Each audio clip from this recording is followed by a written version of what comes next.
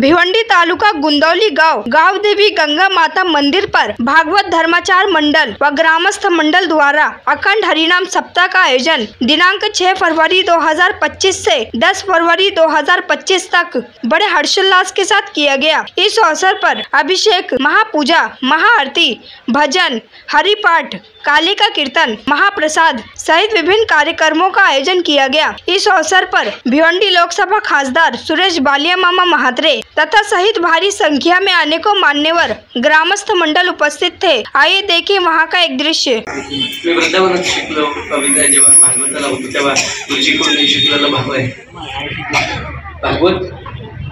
पहिलं कारण माझ्यातून स्वर निघतात, पण ते स्वर निघण्याकरता माझ्या हृदयाला आधी होल पाडले गेले आणि म्हणून मी दुःख पचवलं आधी आणि म्हणून मी देवाच्या जवळ पोहोचले। दुःख पचवल्याशिवाय देवाच्या जवळ जाता येत नाही।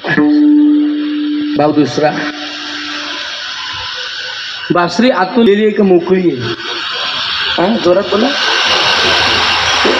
दोन पत्रकारांनी त्यांना मोकळी, याचा अर्थ आतून जो भरलेला असतो त्याला देव जवळ करत नाही, आतून जो मोकळा असतो ना देव त्याला जवळ करतो। आतून जो मोकळा आहे, वरून काही कोणी कोणाला फसवू शकतं। बोला, मी अजून 4-5 ठिकाणी गंध लावला आणि मोठा बुवा बोललो, तुम्ही फसा। माझं अंतःकरण जर स्वच्छ नसेल, मी जर सर्वांच्या ठिकाणी पांडुरंगाचं स्वरूप पाहत नसेल, मी सर्वांना जर एक रूप पाहत नसेल, तर मी तुम्हाला फसवणारच झालो की मी फसवणार। मला नाही देव माफ करायचे। वरून माणूस कसं, याला काळी मात्र किंमत नाही। काळा असू द्या ना, काय घेणं ते नाही। देवाचा तो काळा आहे, गरीब असू द्या, काय बघायचं। जगात विश्वात एकच व्यासपीठ असं आहे जिथं गरीब श्रीमंती बघितली जात नाही, ते म्हणजे अध्यात्मातलं। ते अध्यात्मातलं व्यासपीठ आहे। उच्च नीच काही भावभक्त देखून तिष्ठ भावभक्त देखून। बासरी म्हणते, अगं मी आतून मोकळी आहे ना, आणि जे आतून मोकळं असतं देव त्याला जवळ ठेवतो बरं का। आज गुंदवलीच्या 18व्या वर्षाच्या कीर्तनाच्या सांगतेला जाता जाता आपण संकल्प करू की आम्ही सुद्धा आतून नाही खाल्ला काय, बोला ना, आम्ही सुद्धा आतून मोकळे राहू। कारण आतमध्ये जर काय असलं तर स्वर बाहेर पडत नाही। ते रसिक संत गीत पद गायली जातात। आपल्याकडे जसे तुकोबा ज्ञानोबांची प्रमाण गायले जातात, तसं तिकडे पद गायली जातात।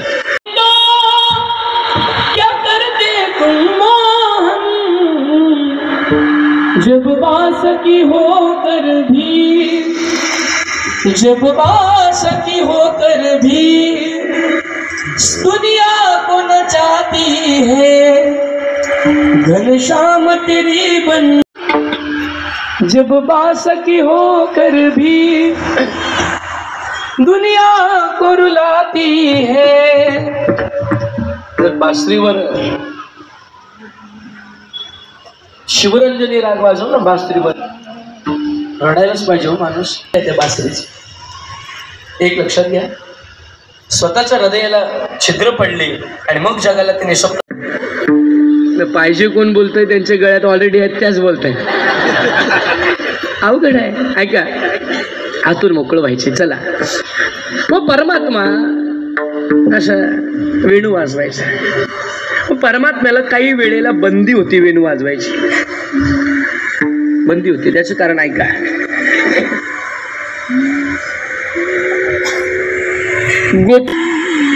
म्हटले सकाळी ब्रह्ममुहूर्ताला उठतो, स्नान करतो आणि आम्ही गाईला पाजायला गेलो की तुझा हा काना काय करतो, बासरी वाजवतो। त्याला सांग त्या वेळेत वाजवू नको। म्हटलं का म्हणजे काय, गाईचं वासरू म्हशीला सोडलं, म्हशीचं वासरू गाईला सोडलं, आणि त्या वेणूच्या नादात एवढे वेळे झालो, बैलाच्या खाडी धार खाडायला बसलो। कोण म्हणायच्या, गोपिका। बरं आहे का, नाही बरं, चला मग पुढे। मग परत थोड्या वेळाने आल्या, आताच सांग याला वाजू नकोस। म्हणजे काय ना तुमचं सकाळी तो उठतो, गाई पाजायच्या वेळेला नका म्हणता, आता म्हटलं आम्ही घरातले सगळी गाई पाजून झालो, सगळं सारवण वगैरे करून झालो, पूजा पाठ करून झालो, आणि मग आम्ही आता शृंगार करायला बसलो की हा वाजवली यांनी की काय होतं, कानात घालायची, कानातलं नाकात घालतो आम्ही, आणि लाली जी ओठाला लावायची ती डोळ्याला लावतो. इथून गेल्यावर एखाद्या गवळणी करा असा शृंगार, डोळ्याला आतून बाहेरून काय लावा, लाली लावा, आणि काजळ जे डोळ्यात भरायचंय ती ओठाला लावून बघा. मग म्हटले कधी ऐक, मग आता त्या वेळेला वाजू नकोस. भगवान म्हणाल ती काही सकाळी नाही, मधल्या वेळेला नाही, मग दुपारी वाजवतो. दुपारी ते वाजवायला आला. दुपारी ते वाजवायला आल्यानंतर या गवळणी पुन्हा धावत आलं, थांब यशोदे, सांग त्याला वाजू नको. म्हटलं आता काय घडलं? म्हटलं आता आम्ही जंगलातनं आणलेली सुकी लाकडं आम्ही आमच्या चुलीला लावली, दुपारचं जेवण बनवायचे. दुपारचं जेवण बनवायला लागले. मी मगाशी सांगितलेलं परमार्थाचा परिणाम प्रत्येक वस्तूवर होतो, आणि आम्ही ती चूल पेटवली, आणि याच्या मुरलीचा ध्वनी अवचिता आला, कानी विवळ झाले अंतःकरणी. मी कामधंदा विसरले, ही फोडणी टाकायला तर विसरली, तिचं अंतःकरण विवळ झालं, द्रवित झालं. परिणाम तोच ध्वनी त्या अग्नीत असणाऱ्या लाकडांवर पडला, आणि त्या लाकडांना पाजर फुटला आणि चूल विजली. त्या लाकडांना पाजर फुटला आणि चूल विजली. आता विजलेल्या चुलीवर आम्ही जेवण कसं बनवायचं सांग यशोदा. याला आता याही वेळेमध्ये वेणू वाजवायला सांगू नको. ऐका, मग काय करायचं? मग नाथांच्या लक्षात आलं. काय लक्षात आलं? त्या गवळणीनं विचारलं, तुम्ही जे काम करता तुमचं करा ना, तुम्ही काय सांगता माझ्या मुलाला? यशोदा म्हणते की तू वाजवायला नको सांगू, वाजवायला नको सांगू, वाजवायला नको सांगू. त्यावेळेला एक गवळण पुढे आली आणि सांगायला लागली, सांगू का? आम्हाला त्या बासरीच्या त्या वेणूच्या नादाने भूल पडली, आम्ही भुनलो अभंगाचं पहिलं चरण.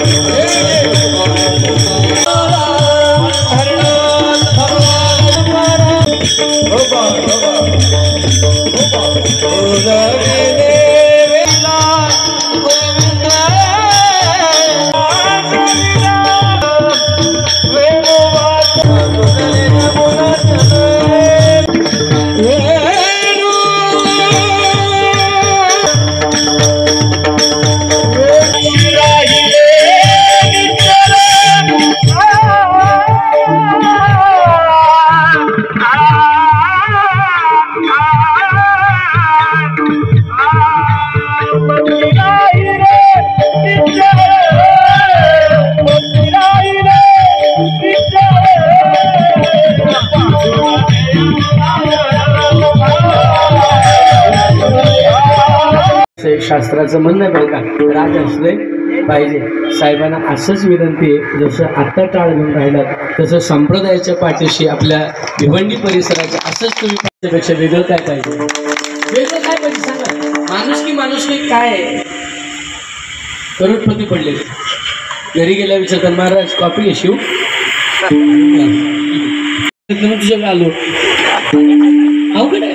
पण प्रत्येकाच्या सुखदुःखामध्ये व्यस्तातला व्यस्त व्यक्ती पण 1-2 मिनटं का होईना प्रत्येकाच्या सुखदुःखात जातो. आणि मॅनेजमेंट हे सुखदुःखात कसं जावं स्वतःचा वेळ व्यस्त असून सुद्धा हे मामांकडून शिकायचं. प्रत्येकाला वेळ देतात बरं का. पण ते नाही तर लोक बोलतील पावती पाडायची का काय तुला एवढी स्तुती करतो असं नाही. एक आत्तापर्यंत मी जेवढ्यांच्या तोंडातून ऐकलंय मी ते फक्त बोलतोय विठ्ठल विठ्ठल.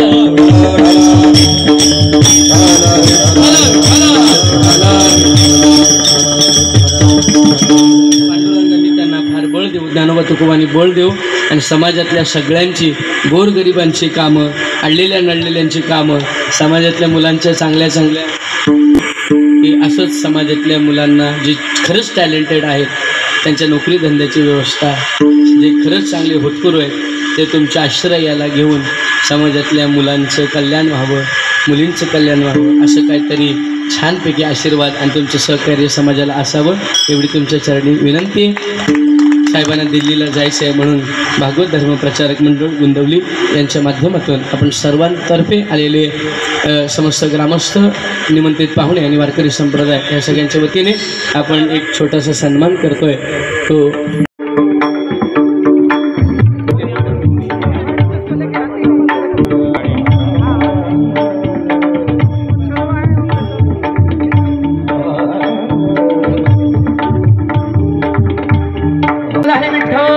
श्री ज्ञानदेव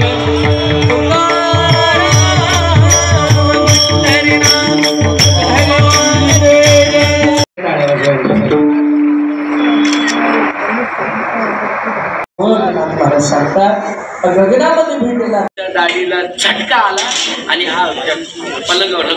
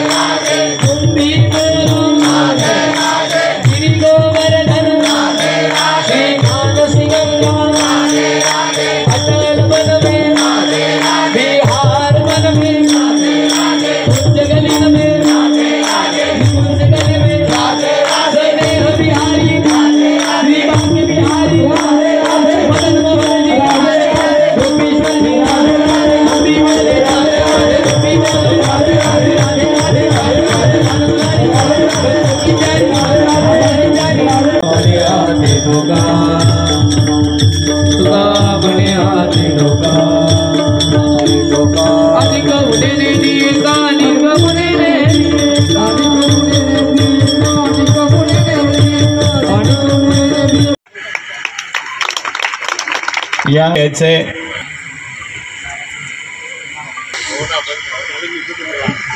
दरवर्षी कमीत कमी 70 ते 75 हजार रुपये त्यांचं या नामसडील असतील इथे त्यांचं सत्कार करा.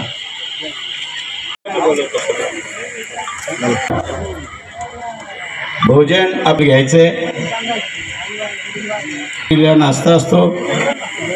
ज्यांनी मदत केली आणि आता सुद्धा त्यांचं काकडा कर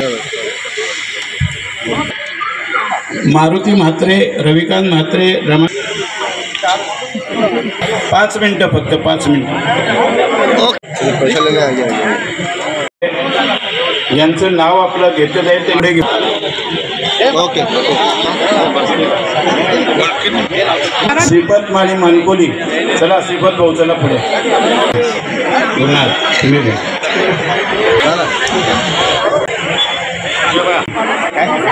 तुकाराम पांढरे दाभाड.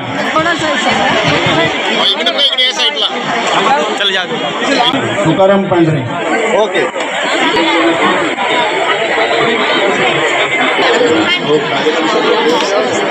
त्यांची सौभाग्यवती आली असेल तर खाली करा. धर्मवीर महिला मंडळच्या वतीने मी त्यांना धन्यवाद देतोय.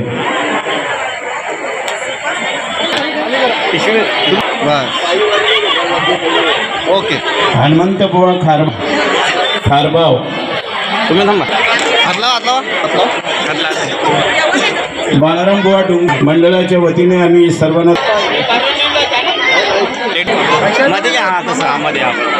आता पैसे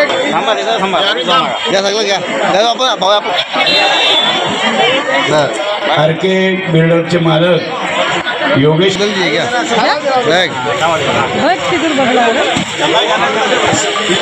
पैकेट लेते 10 पैकेट लेते तो वही बात है. इनको हटा लो. हाँ अभी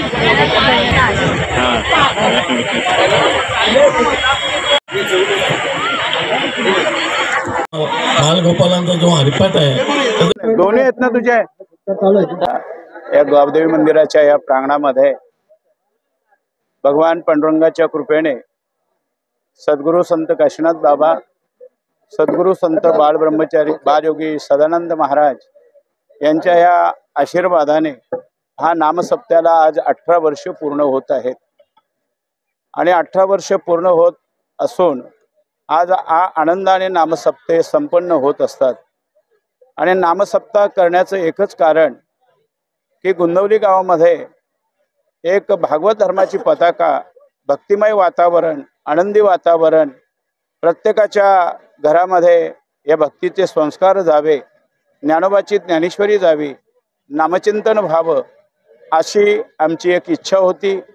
आणि या संत महात्म्यांच्या पांडुरंगाच्या कृपेने आज त्या नामसप्ताहाला पूर्ण आनंदमय वातावरण आम्हाला प्राप्त झाला आणि त्यांच्या कृपेमुळे हा सप्ताह संपन्न होत आहे. खरं म्हणजे या सप्ताहामध्ये आज 18 वर्ष झाली आणि 18 वर्षामध्ये आमच्या या सर्व ग्रामस्थांनी तन मन धनाने, मग आर्थिक रूपाने असू दे, अन्नदानाच्या रूपाने असू दे, जे जे काय आपल्याला या सप्ताहामध्ये मदत असतोय ती मदत एक अंतःकरणातून ते आपल्याला करत असतात. खरं म्हणजे आम्हाला त्यांच्या घरी सुद्धा जावं लागत नाहीये. आम्हाला त्यांच्या घरी सुद्धा जावं लागत नाहीये. नामसप्ताह जवळ आल्यानंतर ते स्वतः आम्हाला फोनवर फोन करून सांगतात की महाराज आपल्या सप्त्याकरता जेवण पाहिजे का, आपल्या सप्त्याकरता सौजन्य पाहिजे का, जे जे काय तुम्हाला लागत असेल पाण्याच्या दृष्टीने, अन्नदानाच्या दृष्टीने, सौजन्याच्या रूपाने, आर्थिक दृष्टीने, ते आम्हाला स्वतः आम्हाला जावं लागत नाहीये. आणि ते स्वतःही आपल्या स्वकुशीत ते आपल्या समोर आणून देत असतात. एक फार मोठी मदत. खरं म्हणजे पुढच्या वर्षाच्या सप्त्याचं तर अन्नदान आपल्याला आलंच, पण 3ऱ्या वर्षाच्या सप्त्याचं सुद्धा अन्नदानाचे सौजन्य आपल्याकडे बुकिंग झालेले आहेत. इतका आनंदमय वातावरण या नामसप्ताहामुळे गावामध्ये झालेलं आहे. घराघरात हा वातावरण चालू आहे. खरं म्हणजे ग्रंथराज ज्ञानेश्वरी पारायण आम्ही गेल्या वर्षी 32 वाचक होते.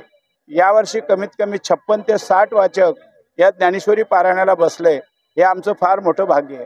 कार्यक्रम होतो त्याच्यानंतर मग हरिपाठ होतो आणि कीर्तन होतो, अशा प्रकारे नंतर मग भोजन होतो आणि अशा प्रकारच्या कार्यक्रमाचे अशा कार्यक्रमाचे संपूर्ण नियोजन आमचे कबीर महाराज आमच्या गावचे भूषण आहेत आणि ते सर्व योग्य पद्धतीने त्याचं नियोजन आयोजन करीत असतात.